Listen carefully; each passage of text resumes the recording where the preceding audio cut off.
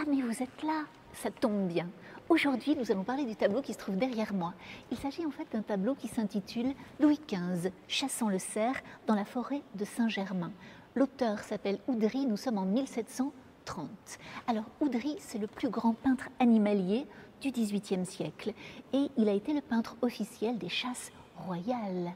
Ici, le roi, Louis XV, était un passionné de chasse qui connaissait par cœur le nom de tous les chiens de sa meute. Il s'agit d'un moment important de la vie aristocratique, à savoir la chasse à courre, c'est-à-dire le moment de la poursuite d'un animal, ici le cerf, par des chiens. Alors, dans ce tableau, on va voir également plusieurs genres. Le genre qui est celui de la chasse, une scène de chasse. Un autre genre, c'est le portrait collectif, beaucoup de monde ici. Et enfin, un troisième genre, c'est-à-dire le paysage. Et dans cette grande composition, on verra l'importance donnée au réel et la précision dans le détail. Alors pour la scène de chasse, on voit le moment de la prise sur le vif du cerf. Les chiens arrivent sur lui, ils sont hargneux, ils sont nerveux, certainement on entend des aboiements stridents. Il y a vraiment donc des expressions très différenciées, très individualisées de tous ces chiens. Il y a également ces chiens qui tirent très fort sur leur laisse. Et regardez ce détail où l'on voit peint la patte de l'animal hors de l'eau et dans l'eau. Vraiment, il y a un sens aigu de la vie animale. À présent, le portrait collectif, l'équipage à cheval. Vous voyez tous ces gens qui encadrent le roi et au centre, le roi Louis XV sur son cheval blanc.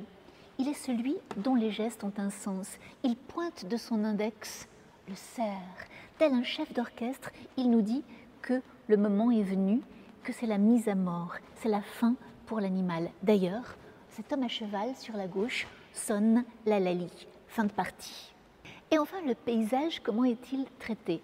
Vous distinguez donc au premier plan un plan d'eau, justement, et puis derrière, vous avez des trouées de lumière qui nous donnent ces clairières.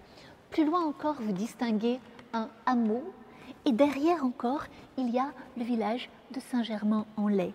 Et vous constatez que plus on s'éloigne, plus les éléments du paysage se décolorent pour nous dire justement la distance, l'éloignement, le manque de netteté, ce qui est traduit par ce qu'on appelle en peinture la perspective atmosphérique. Donc une grande diversité dans les attitudes et les mouvements avec ce tableau. Ce tableau en fait d'une très grande qualité décorative. D'ailleurs, le roi Louis XV l'a voulu immédiatement pour son pavillon de chasse à Marly. Et d'ailleurs, à Marly, ce tableau partira pour une exposition temporaire cet été, nous leur prêtons. En conclusion, je voudrais vous montrer un détail de ce tableau. Regardez, ce personnage, c'est Jean-Baptiste Oudry, c'est le peintre lui-même. Il s'est représenté, c'est donc un autoportrait dans ce grand tableau. En fait, avec son porte-mine et son papier, il fait des croquis avant d'aller faire par la suite son tableau au pinceau dans son atelier. Il vous dit qu'il a assisté à la scène, qu'il en connaît tous les détails. Moi, je crois qu'en s'habillant en rouge de cette manière-là, il a très envie qu'on se souvienne de lui. Merci de nous avoir suivis sur Instagram et à bientôt.